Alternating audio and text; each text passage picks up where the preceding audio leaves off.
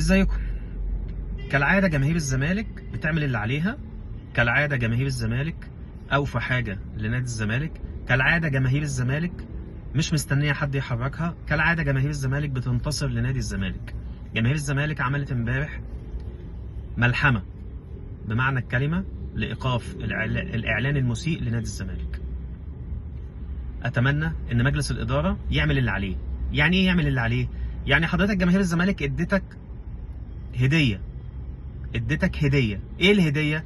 حضرتك جماهير الزمالك اثبتت بالدليل القاطع ان ليها وجود على الارض، ان هي قدرت توقف اعلان، ان هي قدرت تخلي شركه محمول كبيره في مصر تنزل لها اعتذار او توضيح. هو مش اعتذار، هو توضيح. طب حضرتك ممكن تعمل اللي عليك بقى. ممكن حضرتك تستغل الموقف ده وتروح لشركه محمول تانية في مصر تقول لها جماهير الزمالك جاهزه انها تدعمك وتعمل اعلان لنادي الزمالك، تعمل عقد مع شركه محمول لنادي الزمالك. ممكن لو سمحتوا تشتغلوا، ممكن لو سمحتوا تعملوا حاجه. الموضوع بسيط. جماهير الزمالك اديتك هديه من ذهب، استثمرها.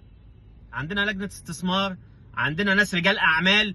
اعملوا تواصلكم حالا دلوقتي مع شركات المحمول. وفي شركه اورنج امبارح عملت عروض للزملكاويه من غير ما مجلس الاداره يتدخل.